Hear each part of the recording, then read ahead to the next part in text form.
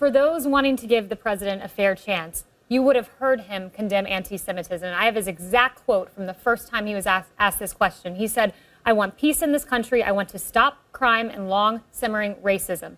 That sounds like a condemnation to me. But some people on the left are using the veil of anti-Semitism and the charge of anti-Semitism to further their own political causes. It's dangerous. I agree with Alan Dershowitz fully that we should not be loosely throwing this term around.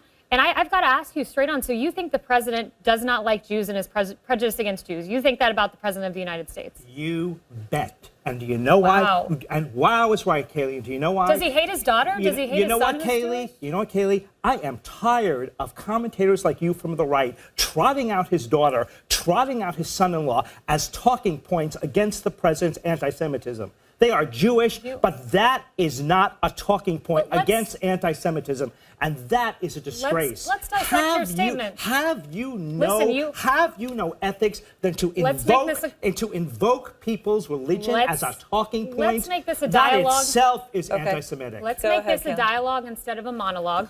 Do you think the president dislikes his daughter? Okay.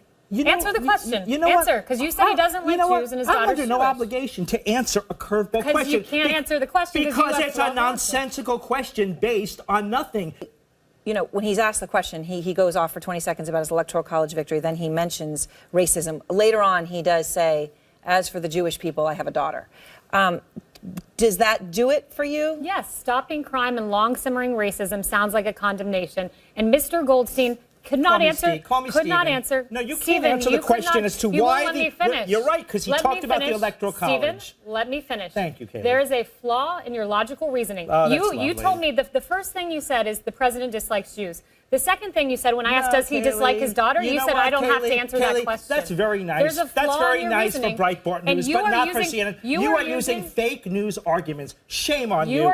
Because you just didn't watch what was on there. He responded about the electoral college. Isn't it true, though, Kayleigh? I mean, putting aside just your immediate discussion here, but it is true that when someone is close to somebody, they can see them differently as they see others. They can see others as another, and they can see a person, well, you're this, but it doesn't matter. When it comes, I mean, if you look at what happens throughout history, that's certainly been true with anti-Semitism and many other things. Well, he stood next to the Prime Minister of Israel, who said, I've known this man my whole life, essentially, Donald Trump, and he is the greatest defender of the Jewish people I know. And I think it's very sad that we have liberal commentators, Steve in particular, who is using charges, vile charges, like anti-Semitism and racism, with no evidence behind it. Kayleigh's right. The Prime Minister of Israel did say that. He did say that. Hey, but listen to what Donald Trump said. He is a conservative Jewish leader of Israel. Donald Trump said next to the Prime Minister of Israel. He talked about the electoral college. We're talking about Donald Trump. We're not talking about Bibi Netanyahu here. When Donald Trump had an opportunity to speak out strongly against anti-Semitism, he's talking about the electoral college. How ridiculous, Kayleigh. And then you come here and she asks whether he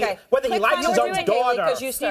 You're doing a disservice to your own cause. Because by throwing out farce charges of anti-Semitism, you're neglecting the times where there actually is hate that we need to put a spotlight on. You know what? And why don't you respond to it instead of responding to the electoral college?